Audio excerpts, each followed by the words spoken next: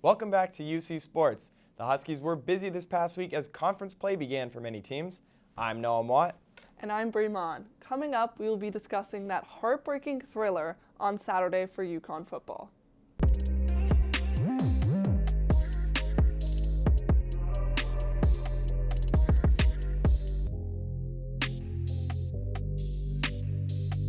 UConn football had its closest game this season against Wyoming at home, with the score ending 24-22.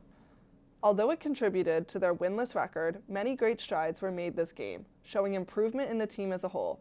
Tyler Pumachan has been a consistent asset for UConn, and the team had a great start, being up by 13 in the first quarter with a touchdown by Jay Ross and a kick by Joe McFadden. Although Wyoming was able to score some points, UConn still had the lead going into the fourth. Yet after Wyoming had back-to-back touchdowns in the fourth and the final two-point conversion pass failed, which would have made the Huskies tied.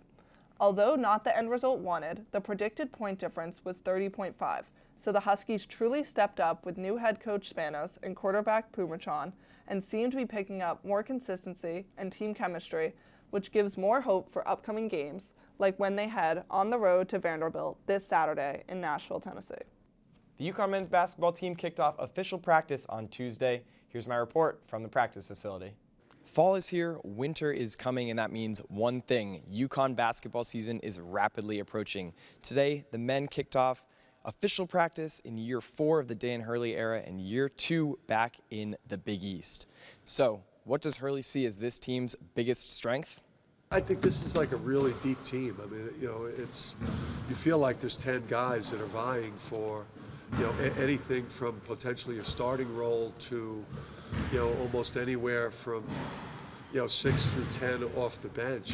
Now, the players have been on campus for months, having grueling workouts up until this point, but today was the first actual official practice. Now, Adama Sanogo's sophomore season is ready to step up.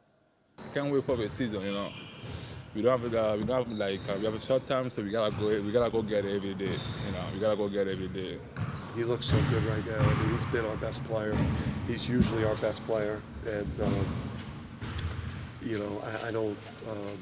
He's going to see a lot of help. He's going to see a lot of double teams. He's got to work really, really hard on his ability to pass the ball out. But that's a man on a mission right there. Now, other big man Isaiah Whaley returned back to Storrs for his 5th year with an added year of eligibility due to COVID. He sees this team's calling card in one area. Toughness and defense, that's going to always be the UConn way. That's always been the UConn way since forever. It's always been toughness and defense, and that's going to be our identity. The Huskies will take the floor for first night just behind this wall inside Gamble Pavilion on October 15th. As for now, I'm Noam Watt reporting from the Worth Family Practice Center, UCTV Sports. UConn volleyball is on a roll. They swept both Seton Hall and St. John's this past weekend and are 2-0 in the Big East for the first time since 2012. One of their strongest assets has proven to be their team balance, as all of their team contributes greatly. Over this past weekend, Davis had 19 kills, Birkland having 21 digs, and Wench having 57 assists. They head to Marquette on Friday and DePaul on Saturday to try to continue their undefeated record within the Big East.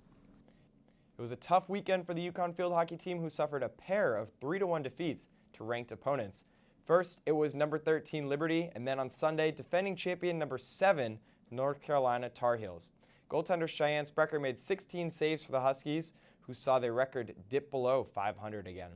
They'll return home to face Providence on Friday at 6 p.m. Women's hockey beat LIU twice this weekend as they began their season.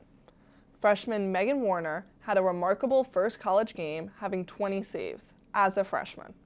The men's team opens their season on Saturday at 4 against in-state opponent Sacred Heart. The men were on the bubble of the NCAA tournament last season, and they have been picked as the number 6 team in the preseason Hockey East poll.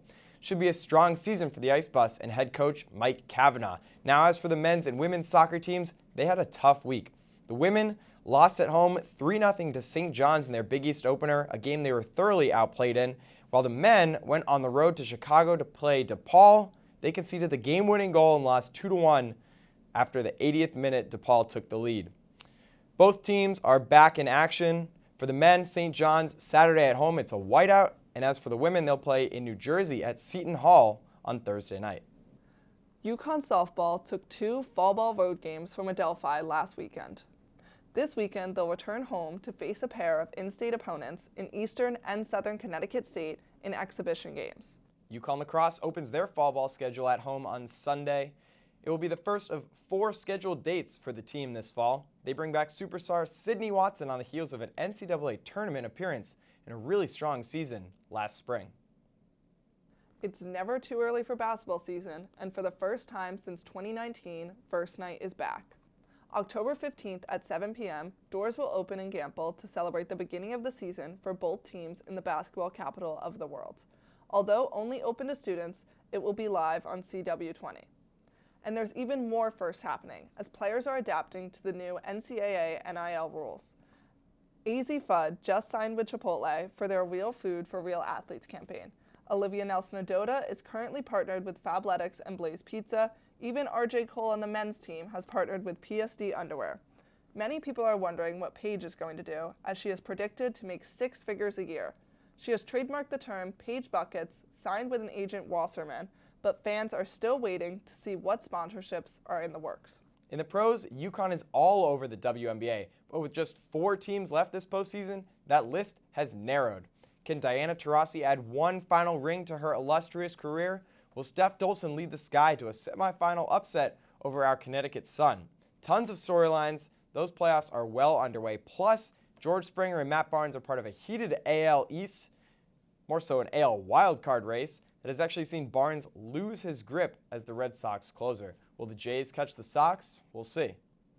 And that wraps up a busy week of Huskies in action. From Noam and our entire crew, I'm Bri, and this is UC Sports.